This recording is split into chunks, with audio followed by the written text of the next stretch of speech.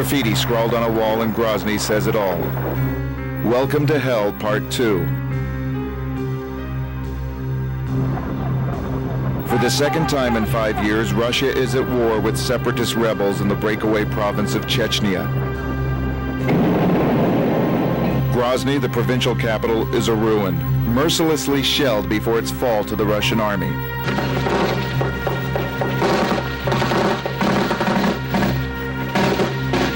Fighting now centers on villages in the mountainous south.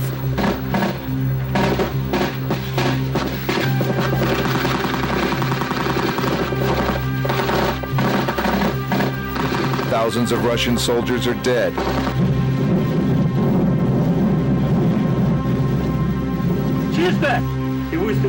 Chechnya's guerrilla army, once 10,000 strong, has been decimated.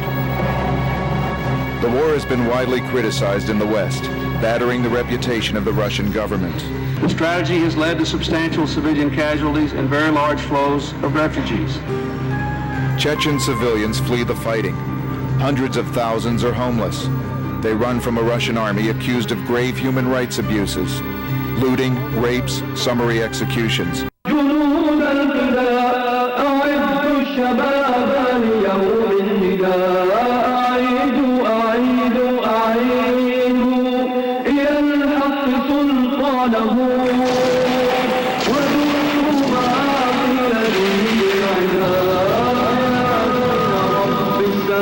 Afghanistan, 1979. Soviet troops invade, vowing to protect the country's pro-Moscow government against poorly armed insurgents.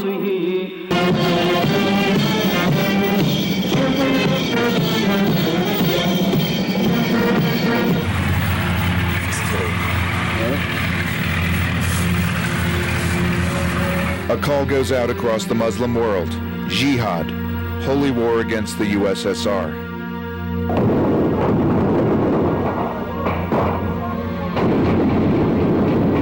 Islamic mercenaries pour into Afghanistan by the thousands.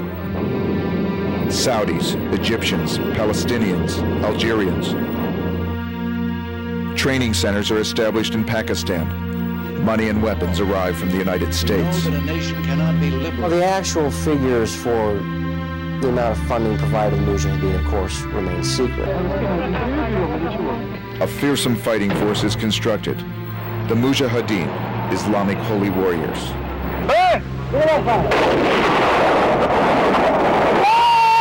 Well, I was actually a correspondent with the Afghan Mujahideen in the late 80s. I was going in with them from Pakistan.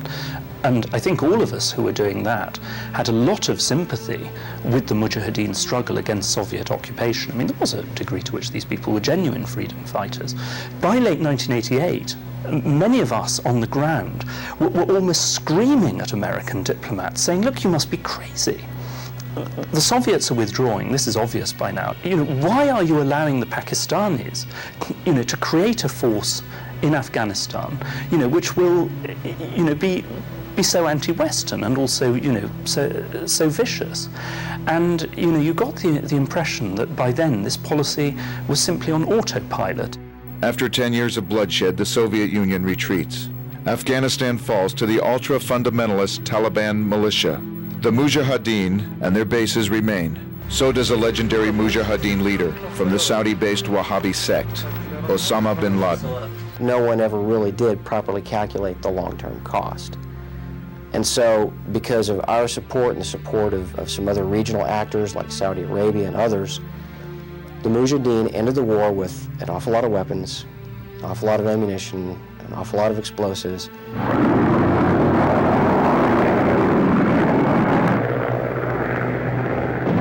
Anytime you engage in a covert action, as we did in Afghanistan, and you make the kind of bedfellows that we did, you have to understand that you're not going to be able to control the final outcome. And it's at that point that the law of unintended consequences comes into play with a vengeance.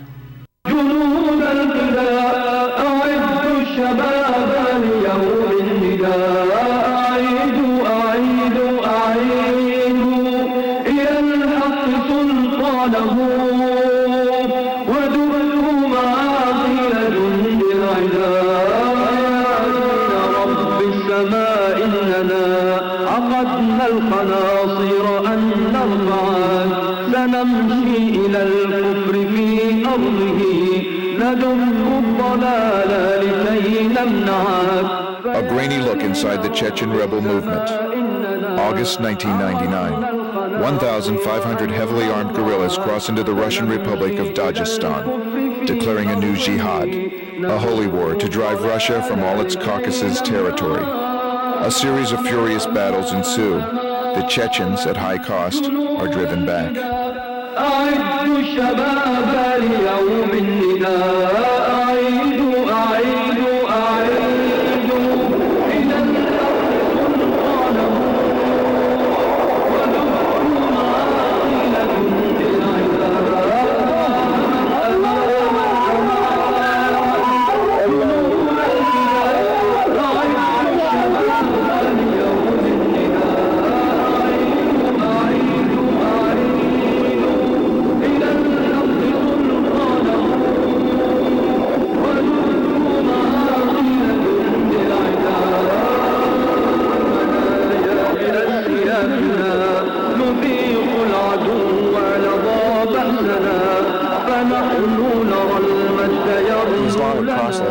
Who led the initial incursion into Dagestan probably deluded themselves.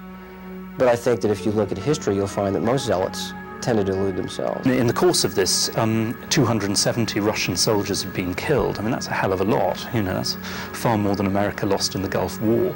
And I think at that point, the Russian government really decided that something had to be done.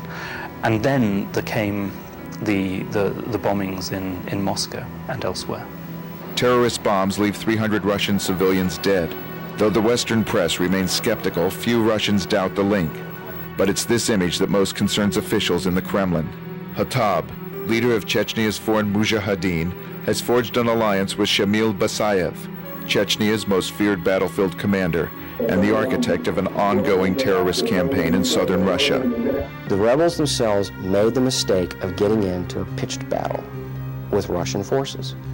Instead of remaining mobile and in small groups and using hit-and-run tactics and melting back into the countryside, they made the mistake of getting into pitched battles in cities, in villages, where the Russians could maximize their firepower and use the tactics that their army is trained to use in a conventional battle.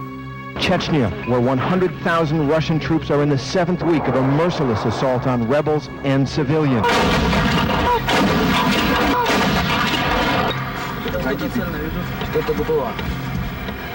There's a lot of truth to Russian complaints that the West is using a double standard when it comes to some of what Russia has been doing in Chechnya. Because, I mean, the fact of the matter is, you know, if soldiers have to attack a defended city, you know, who have to deal with guerrillas within a city, a large part of that city is going to be destroyed. And I mean, you know, that was true, frankly, of Hue in Vietnam in '68.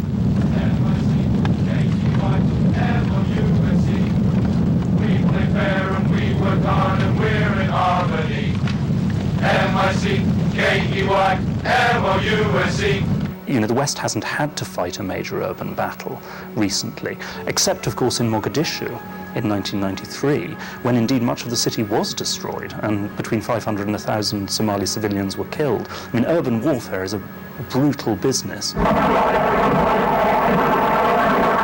War is war. Welcome to the hell, how they say. If the rebels do actually go down in the Caucasus, if the Russians go ahead and level Grozny and do manage to wipe out most of the rebels, I think that at least in the short term it will take a lot of the sting and the effectiveness out of the fundamentalist network in this region. But it will also, I think, breed a very virulent, revanchist movement that's going to want to seek revenge at some point. I mean, this is a very real and present danger, you know, to the lives and the well-being of ordinary people in the West and in Russia as well.